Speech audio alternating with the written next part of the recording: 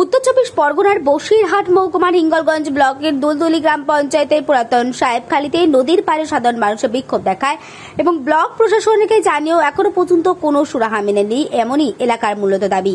তাদের মূল দাবি 2 কিলোমিটার দীর্ঘদিন ধরে কাঁচা ও কালিন্দী নদীর বাঁধ 200 কিলোমিটার বসে যায় এবং তৈরি করতে হবে, না হলে তারা ভোট বয়কট করবে, এমনটাই তারা জানান। দুলদুলি গ্রাম পঞ্চায়েতের প্রধান তাপস মণ্ডল তাদেরকে আশ্বাস দিলে রাস্তা এবং নদীর বাঁধের কাজ শুরু করে দেবে তারা। রাস্তাটা মেরামত হোক, পাকা রাস্তা হোক।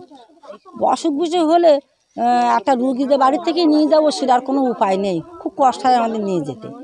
আর ভাঙনটা ইদানিং উঠেছে 4 বছর ধরে 5 বছর ধরে হচ্ছে, একটু একটু করে ভাঙতে ভাঙতে এখন নদীর কাছে রাস্তার কাছে এসে গেছে জল। এবারে এই 2-1 দিনের মধ্যে হয়তো জল ঢুকে যাবে ঘেরের মধ্যে। তা গরিব গুঁড়ো মানুষ আছে, আমাদের এক ফসলের দেশ, ফসল তো একটা ছাড়া দুটো হয় না। তা গত যে আয়লাটা হয়েছিল সে আয়লার নোনা এখনো কাটেনি, কিন্তু সে আমাদের এই 5 বছর এখানে কোনোদিন দেখা করিনি, রাস্তা করিনি, সে কোনোদিন আসেনি।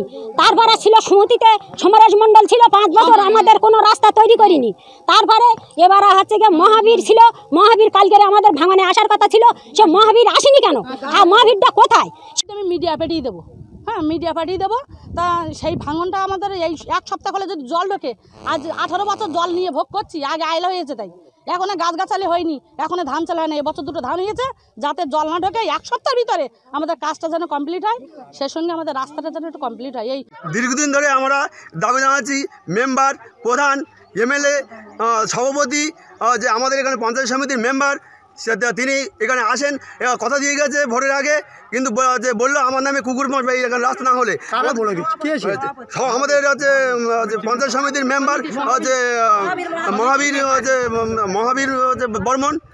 রাস্তাটা ওখানে কাঁচা আছে, এখন সরকার বলছিল যে আমাদের ওখানে টেন্ডারও হয়ে গেছে, রাস্তা তাড়াতাড়ি হয়ে যাবে এবং ভাঙন লেগেছে, আজ আর কালকের মধ্যে আমরা ওখানে খাঁচা ফেলে দেবো, তাড়াতাড়ি ওরা সোজা হয়ে যাবে। আমি বিডিও সাহেব আমি গিয়েছিলাম গতকাল হেলগঞ্জ জিপি থেকে, দুলদুলি জিপি থেকে আর কি।